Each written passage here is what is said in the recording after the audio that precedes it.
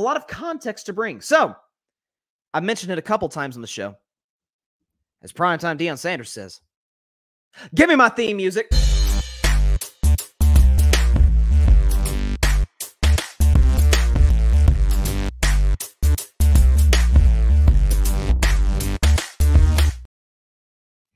On this week's edition of Carving Up the Context, we're going to be talking NFL ratings.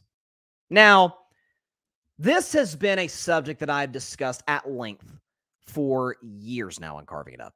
Going back really to 2020, before we were even a video show, before we were even a YouTube show. It was just audio. It was on all podcasting platforms you could listen to.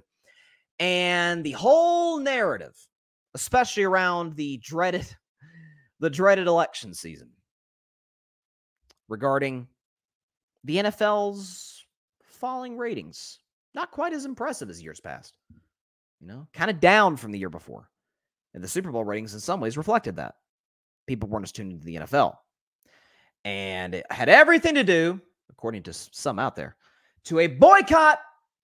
Oh, the NFL focusing on social issues.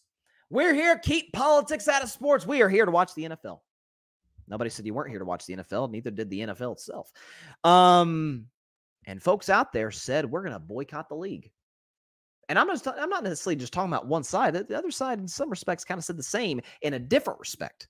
That's why they did so, is a different conversation for a whole different podcast, much less segment. But the fact of the matter is that narrative was completely false, untrue, and not based in fact. Because the NFL ratings came back up in 2021, kind of leveled in 2022. And according to the Wall Street Journal, very reputable source, the NFL had an average of 17.9 million people, television and digitally, watching games. 190 million people watched NFL games during the 2023 season. This has been the highest regular season average, this according to Fortune. The highest regular season average in terms of ratings, people per game, people watching the games.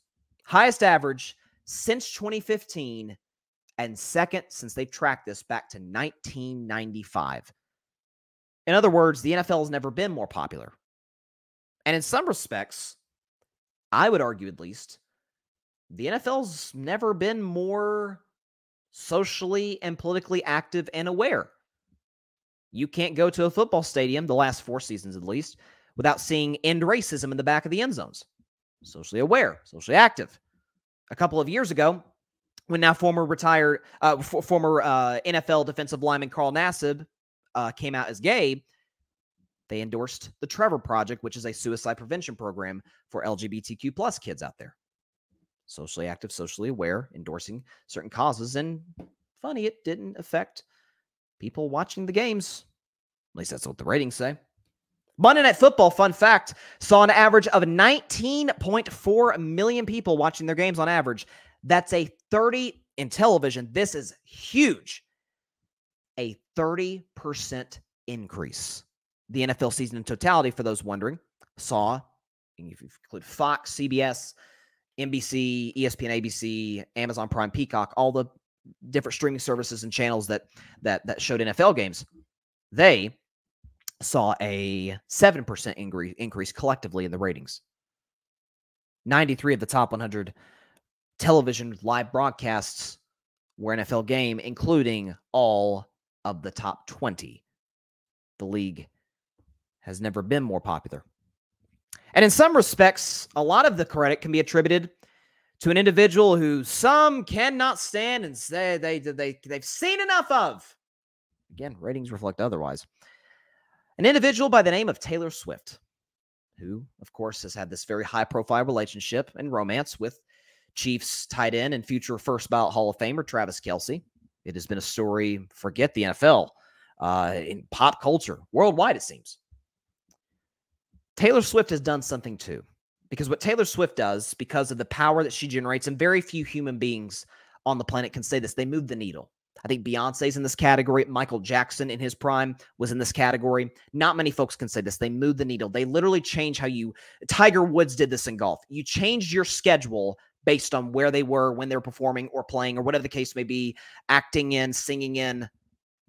You had to see them. They moved the needle. Massive fan bases, which Taylor obviously had. The Swifties. What Taylor Swift did was bring in a new audience. You know, maybe young girls who maybe didn't have that much interest in the NFL, but they love Taylor Swift, and Taylor's dating this football player who plays for the Chiefs. Check this out. Maybe see what this NFL thing's about. NFL's beyond thrilled about that, of course, and you can argue, maybe I'm reaching here, but I don't think I am, that because of Taylor Swift and the interest that she has brought and the way that she has moved the needle to a certain respect in the NFL, argument can be made that maybe you got young girls, heck, young guys. I mean, there are guys out there that are Taylor Swift fans. You kidding me? Have you seen the concerts? Hanging out with moms, dads, parents, watching the games that without Taylor, maybe they wouldn't have watched beforehand. In many ways, what Taylor has done for the NFL is a perfect representation of what the NFL and what sports are supposed to be, and that's the great unifiers. I've often said on Carving It Up and otherwise that the two great unifiers out there are sports and music. You go to a live concert. I went to a Luke Bryan concert this past summer, had a freaking blast. Luke Bryan was awesome, as he often is, and always is, because he's Luke Bryan. And I would bet every dollar I've got that one way or the other, I was in an arena, Bridgestone Arena in Nashville, Tennessee, that was with people. I was with people who I probably vehemently disagree with politically, one way or the other. I'm a political independent, for those of you who don't know. Didn't care. We were there to sing the Luke Bryan songs. We were there to have a good time.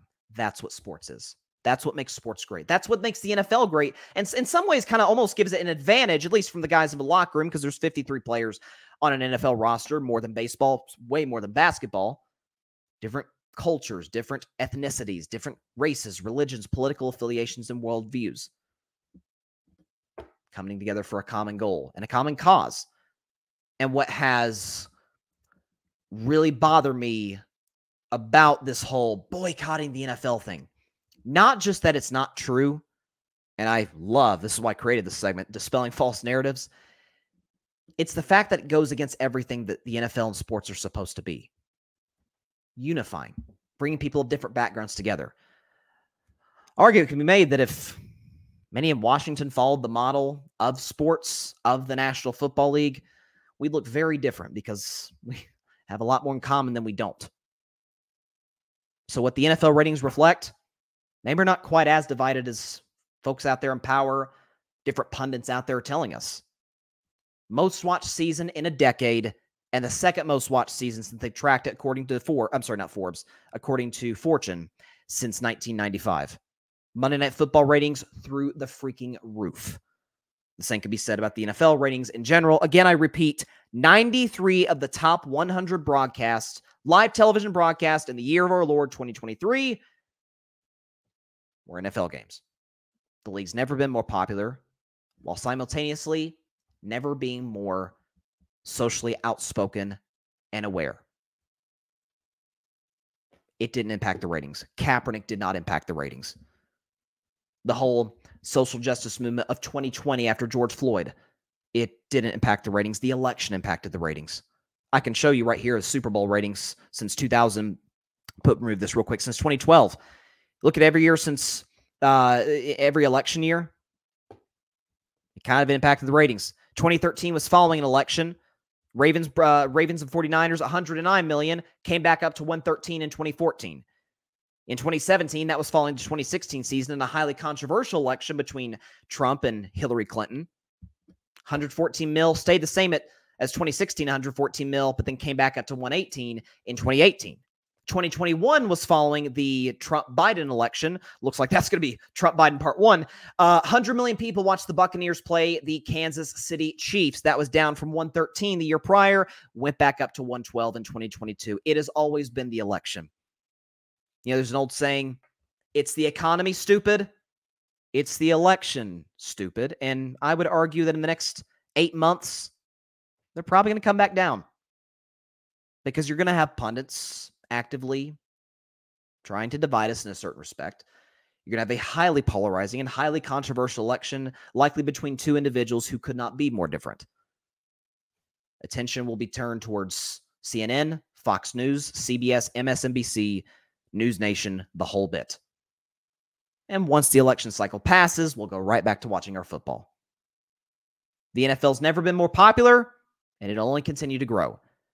Don't let folks out there with their own agendas tell you otherwise. That is this week's edition of Carving Up the Context. Thanks so much for watching the show on YouTube, and be sure to go click that big red subscribe button and check out the other clips and full shows from Carving It Up Live, as well as our other incredible content creators here on the Grid Network.